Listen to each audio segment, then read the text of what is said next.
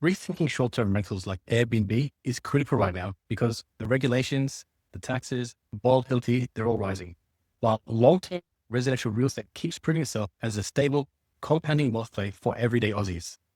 In this video, we're going to unpack why the shiny Airbnb dream often underdelivers and why the boring, well-bought long-term rentals quietly win the game over the decades. So, everyone's heard the story. My mate, he chucked his property on Airbnb and, well, his rent doubled. That sounds sexy, but what you don't hear about are the months of vacancy, the new taxes, strict caps, and 2 a.m. guest drivers that quietly eat at the profits. In this video, I'm going to show you why long-term residential property is still the safest way to build wealth for Aussies, and why a lot of investors piling into the short-term rentals right now, well, they could actually walk into a trap without even realizing. And stick with us, because later in the video, I'll walk you through a real side-by-side example of the same units in the same suburb with one investor running it as an Airbnb while the other as a boring long-term rental. And the result over 5 years will probably shock you.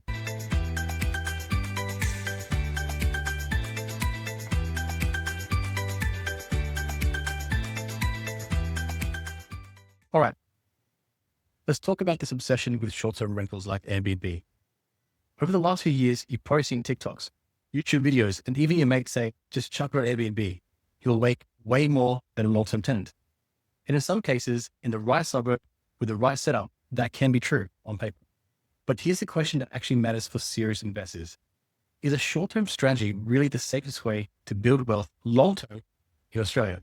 Or is it actually adding risk, regulation, and complexities you just don't need, while boring long-term rental quietly wins the race?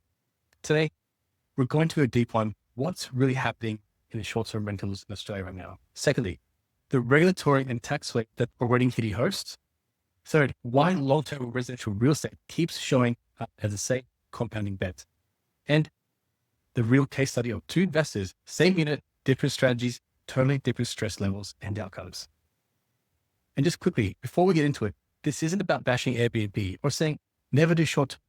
It's about giving you the full picture so you don't build an entire property strategy on a hype trend that's already starting to mature and tighten. So let's start this conversation with why it matters right now, not some hypothetical future.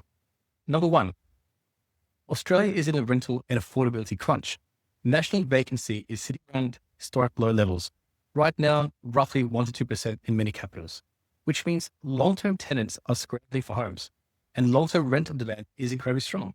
Two, governments are cracking down on fraudulent rentals. Victoria is rolling out a 75% short stay levy on platforms like Airbnb. That started at the start of this year, 1st of January 2025. New South Wales, their caps of 180 in Greater Sydney and as low as 60 in parts of Byron. Western Australia requires registration for all short-term properties, and that's a national push for obligatory registration and tighter caps to bring more homes back to the long-term rental pool. And third, from 2025, every short-term stay property is being pulled into new registration and reporting systems with councils, the tax office, and even owners corporations being given sharper tools to restrict or tax short-term activity. So if your entire strategy is built, I'll just Airbnb it, well, you're building on sand in a market that is actively changing the rules beneath you. So let's start with the promise. The short-term rental pitch usually sounds like this. Earn way more than normal tenant. Get paid up front through the app. You can block out dates for yourself and your friends. Well, it's more flexible than a long-term lease. All of that can be true in the right property at the right time in the right setting. Think about a beachfront unit in a tourist hotspot during peak summer. Yes, short-term rates can be huge in those weeks. Daily rates of $350, $450, sometimes more. They look amazing compared to a long-term rent of $650 a week. But here's the reality serious investors need to look at. Occupancy is not 100%. Your cleaning, linen, management, and platform fees carve away at gross income. And the regulations and levels are eating more of the margin every year.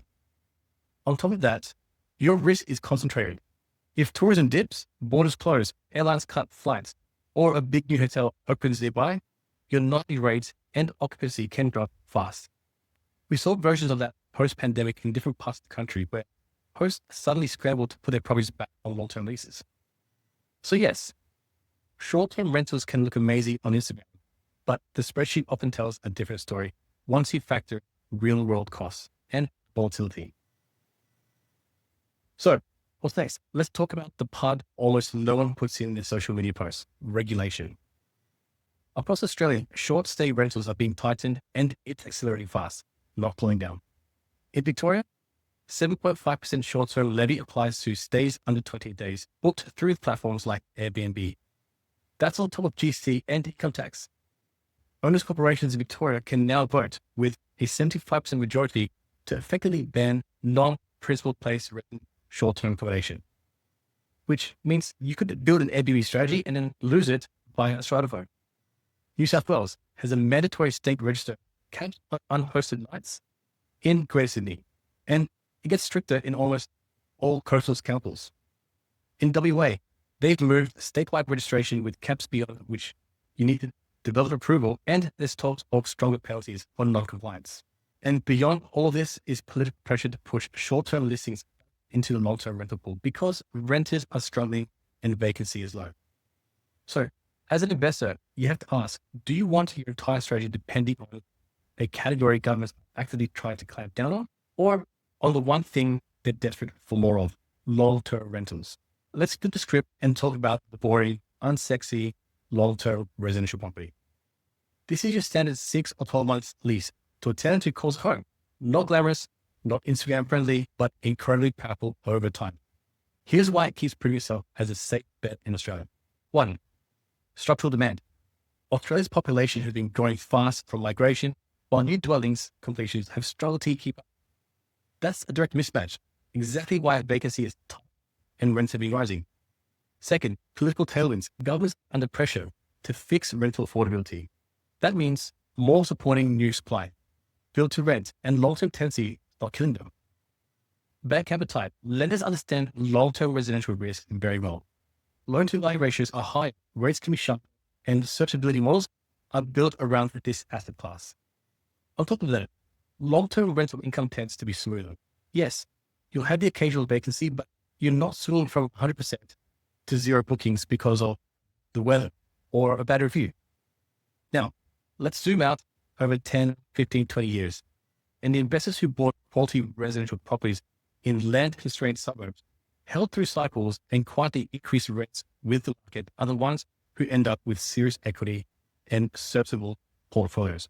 No gimmicks, no late-night guest messages, no constant regulatory whiplash, just patience, discipline, and good fundamentals. Okay, let's come back to the example I promised at the start. Same unit, same suburb, 2 totally different approaches. Let's imagine a realistic scenario in an inner city where both short-term and long-term demand exists. So we've got 2 investors. They buy identical 2-bed units in the same building for $700,000. Investor A runs it as a short-term rental. Investor B runs it on a standard 12-month lease. Let's run the numbers over a typical year. Investor A, Airbnb play. Average nightly rate, $260. Target occupancy, 70%. That's about 256 nights a year. Gross booking revenue, 260 by 256. That's about 66,500. Sounds huge compared to long-term rent, right? Now, subtract platform service fee, let's say 15%. Combined about 9,975. Cleaning, linen between stays, let's say $8 per booking. 100 bookings, about $8,000. Higher utilities, consumables, wear and tear, call it $3,000 to $4,000. Short-term levy in a place like Victoria, 7.5% of revenue. That's $4,980. Suddenly, that $66,500 becomes roughly $40,000 net before the mortgage, before insurance, before maintenance. That's assuming you actually hit 70% occupancy and don't get smashed by seasonal dips, a regulation change, or bad reviews. Now, let's look at investor B, the boring long-term residential play. Weekly rent, say $900 per week, which is $46,800 per year.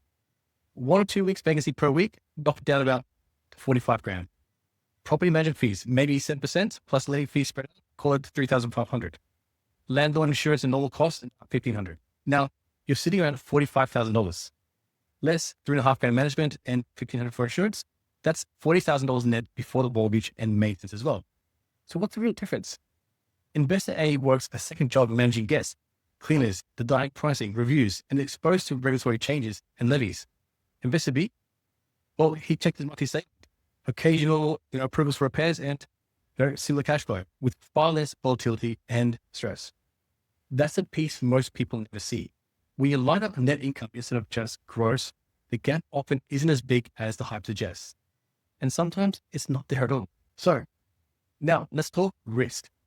When you're deciding between short-term and long-term, you're not just choosing an income model, you're choosing a risk profile. Short-term rentals stack several risk layers. There's regulatory risk, that's the levies, caps, bans in certain buildings and councils. Demand risk, tied heavily to tourism, events, and business travel. Concentration risk, if your suburb's short-term supply spikes, your occupancy and rates can fall. Operational risk, one bad stay, one bad review, one party, and that dents your listing and your income. Long-term residential has its own risk. Bad tenants, arrears, damage, but those are much better understood. And there's an entire system built around managing them. Standard leases, tribunals, landlord insurance, property managers, bond systems. And from a portfolio point of view, if your goal is to scale to multiple properties, banks usually prefer stable, predictable income over a small spike in gross rent with high volatility. Think about it this way. If your portfolio is the engine of your wealth, do you want the engine revving and stalling every few months or humming steadily in the background while you get over your life? Another angle most people need to consider. What do you actually want to be? Because if you go heavy into short-term rentals, you're not just an investor, you're effectively running a hospitality business. You are managing cleaners, schedules, dealing with guests, messaging all hours, constantly optimizing pricing and photos for listings, watching reviews and ratings like a hawk. Some people love that. They treat it like a business and they're happy to be hands-on. But if your goal is to build wealth in a scalable property portfolio while working a full-time job, spending time with your family and not thinking about your properties every single day, well, long-term rentals online are a lot better with that vision.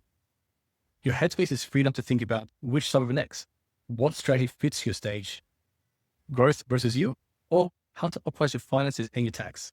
Now, you've got enough toilet paper and hotel-style shampoo in the cupboard? Well, great. Then you go short-term.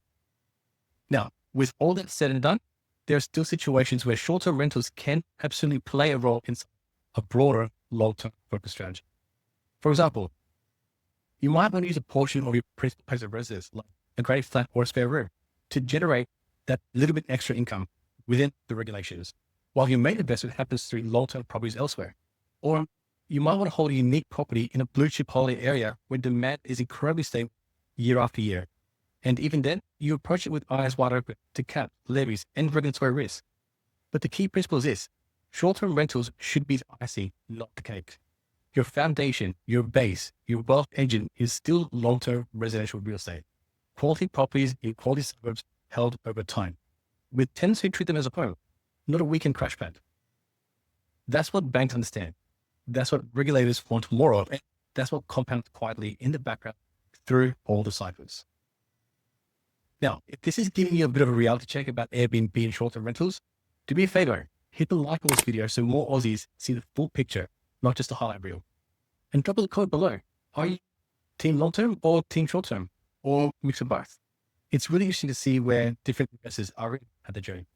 Now, if you're watching and thinking, okay, I get it. I don't want to gamble my whole future on Airbnb, but I still want strong cash flow and strategy that lets me scale safely. What does that actually do for me?